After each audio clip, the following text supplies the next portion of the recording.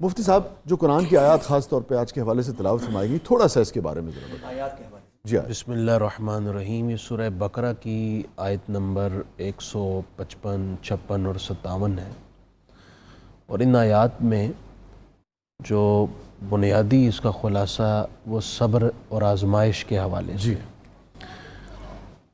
کل جو طیارہ حادثہ پیش آیا انتہائی المناک تھا، پورا ملک سوگ اور غم کی کیفیت میں ڈوبا ہوا ہے، خصوصاً جو لواحقین شہداء کے ان کے گھر میں صف ماتم بچھی ہے اور ایک قیامت خیز ہنگامہ بپا ہے۔ ایسی صورتحال میں ان آیات میں ایک خاص سبق ہے ان کے لیے اور وہ تمام افراد جو سوگواران ہیں غم و اندوہ کی کیفیت میں، سب کے لیے، اور عمومی طور پر جنہیں مصیبت کی، تکلیف کی اور درد کی اور مختلف حادثات کا سامنا رہتا ہے، ان سب کے لیے۔ ان آیات میں اللہ تعالیٰ نے ارشاد فرمایا ہے وَلَنَبْلُوَنَّكُمْ بِشَيْءٍ مِّنَ الْخَوْفِ وَالْجُوعِ وَنَقْصٍ مِّنَ الْأَمْوَالِ وَالثَّمَرَاتِ، کیا میرے بندو میں تمہیں آزماؤں گا، کبھی خوف سے، کبھی تمہیں ڈر اور خوف دوں گا، جیسے کرونا کا ڈر اور خوف سب کو تھا، تو یہ اللہ تعالیٰ کی طرف سے آزمائش ہے۔ اللہ اکبر۔ کبھی بھوک سے، کبھی قحط ہو سکتا ہے، بارش کا نزول بند ہو سکتا ہے، یا ذریعہ روزگار نہ ہو تو بندہ ایک صورت ہوتی ہے، تو بھوک کی کوئی بھی صورت ہو، غذائی قلت کی کوئی بھی صورت ہو، یوں ہی فرمایا وَنَقْصٍ مِّنَ الْأَمْوَالِ، تمہارے اموال کی کمی سے کوئی تمہیں نقصان ہو گیا، ارب پتی تھے دنوں میں تم لکھ پتی رہ گئے، یا اس سے بھی کم آسمان سے زمین پر آ گئے، ہوتا تو بڑا مشکل مرحلہ ہے۔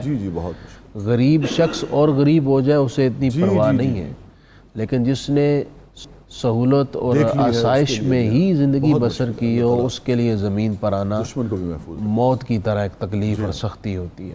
لیکن قرآن نے متوجہ کیا یہ اللہ تعالیٰ کی طرف سے آزمائش ہے، اور آخر میں فرمایا والثمرات، اور پھلوں کی کمی سے۔ اس کے تحت مفسرین نے لکھا ہے کہ پھلوں کی کمی سے ظاہری جو پھل ہیں باغات کے ان کی کمی بھی مراد ہو سکتی ہے، لیکن احادیث جس کی توثیق کر رہی ہیں اور تائید کر رہی ہیں وہ یہ ہے کہ اولاد ماں باپ کے لیے پھل ہوتی ہے، تو اللہ تعالیٰ وہ واپس لے کر بندوں کی آزمائش کرتا ہے۔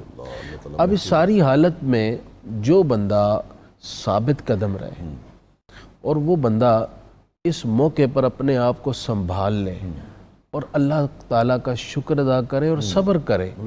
میں اس سے آگے بڑھنے سے پہلے سورہ تغابن کی آیت نمبر 18 ساتھ لے آؤں گا تو بات زیادہ آسان ہو جائے گی۔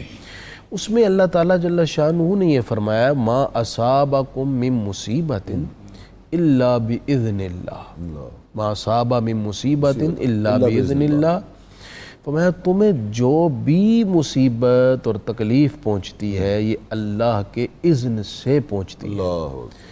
ومن یؤمن باللہ یہدی قلبہ، جس نے اس حالت میں اللہ پر ایمان مستحکم رکھا، ڈگمگایا نہیں، شکوہ اور شکایت نہیں کی، رضا سمجھا، اللہ اس کو اللہ کی رضا سمجھا، اللہ تعالیٰ کی طرف سے اس پہ خیر سمجھی، تو اللہ فرماتا ہے میں اس کے دل کو ہدایت دیتا ہوں، اطمینان دیتا ہوں، تسلی اور تشفی دے دیتا ہوں۔ اس صورتحال میں پہلا فرض یہ ہے آپ صبر کا دامن نہ چھوڑیں، اللہ تعالیٰ کی رضا پر راضی رہیں۔ صحیح مسلم میں حدیث پاک ہے کہ مومن کو اللہ تعالیٰ نے خیر میں ہی رکھا ہوا ہے، اسے مصیبت پہنچے صبر کر لے تو خیر، خوشحالی نصیب ہو شکر ادا کرے تو خیر۔ مسند امام احمد بن حنبل کے یہ الفاظ ہیں، نبی پاک علیہ السلام کا یہ فرمان میں چاہتا ہوں کوئی ان لواحقین کو سنا دے۔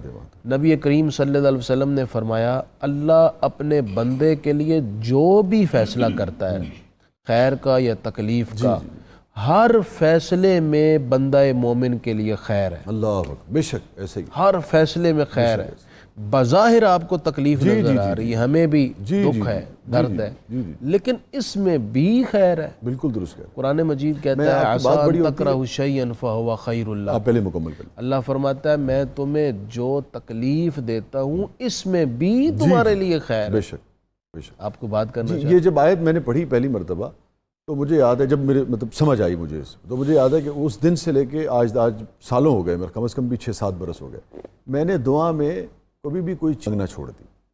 باری تعالیٰ اگر یہ ہمارے حق میں بہتر ہے تو ہو جائے، ورنہ تیری مزہ ہے، ہم اسی میں خوش ہیں۔ جی ہاں۔ کوئی بھی چیز کہنا ہی مجھے یاد نہیں پڑتا کہ اس کے بعد کوئی چیز نام لے کر طلب کی ہو کبھی۔ باری تعالیٰ اگر یہ اچھا ہے تو ٹھیک ہے، نہیں تو پھر ہم اسی میں خوش ہیں۔ وسیع شاہ صاحب، یہ دنیا آفتوں کا گھر ہے۔ جی جی صبح اگر گھر پر رونق ہے تو شام کو ویران بھی ہو سکتا ہے، دنوں کو پھرتا رہتا ہے وہ لوگوں کے پھرتے رہتے ہیں۔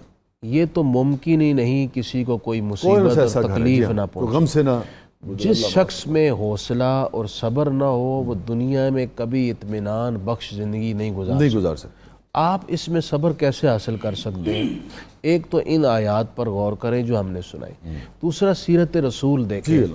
جب سرکار دو عالم صلی اللہ علیہ وسلم نے اظہار نبوت کیا، مزاحمتی مصائب کے ہجوم نے گھیر لیا، کبھی پاؤں زخمی، کبھی چہرے انور پر چوٹیں، کبھی پشت انور پر اونچ کا بوجھ لاد دیا، کبھی لاک ڈاؤن رہے 3 سال تک اور ایون کے پتے کھانے پڑے، مکہ جیسے محبوب شہر سے ہجر، پھر احد کے اندر حضور کے دندان مبارک کے کچھ حصہ شہید، آپ کے صحابہ شہید، حضرت زکریا علیہ السلام کو قتل کیا گیا، حضرت یحییٰ علیہ السلام کو ذبح کیا گیا، حضرت ابراہیم علیہ السلام کو آگ میں ڈالا گیا، حضرت موسیٰ علیہ السلام کو ستایا گیا، 4000 پیغمبروں کو قتل کیا گیا، لیکن سب کے لبوں پر اور سب کی باڈی لینگویج کیا تھی؟ بس صبر ہی صبر، صبر ہی صبر۔ ایون کہ آپ آج تک امت کے اندر جتنے بھی بڑے لوگ ہیں ان کا صبر اتنا ہی بڑا تھا۔ حضرت عمر جنہوں نے آدھی دنیا کا تک اسلام پہنچایا، آپ کو خون میں نہلا دیا گیا، لیکن وقت آخر صبر تھا۔ حضرت عثمان غنی شہید ہو گئے، محاصرہ کیا ہے، فوج ہاتھ میں ہے، ایک اشارہ کرتے کہا نہیں میں صبر کروں گا، مدینے کی حرمت کو میں پامال نہیں ہونے دوں۔ حضرت علی مرتضیٰ کو نیزہ مار دیا گیا، لیکن پھر بھی صبر ہے۔ کتنے امت کے اکابرین ایسے ہیں جن کی جیلوں سے لاشیں باہر آئیں، ان کو کوڑے مار مار کر شہید کیا گیا، لیکن انہوں نے حق کی راہ میں صبر اختیار کیا۔ مجھے 2 جملے ضرور کہنے دیجئے گا، بات مکمل ہو جائے گی۔ ایک صبر کے لیے آپ کربلا کا میدان دیکھیں، سیدہ زینب کے سامنے ان کے اپنے اور پیارے 72 شہداء کے ٹکڑے پڑے ہوئے ہیں، لیکن وہ مجسم صبر بنی ہوئی ہیں، ایک لفظ شکوہ اور شکایت کا نہیں، بلکہ اس کے بعد اہل بیت کی کشتی کو سنبھالا دینے والی بھی ہستی سیدہ زینب ہے۔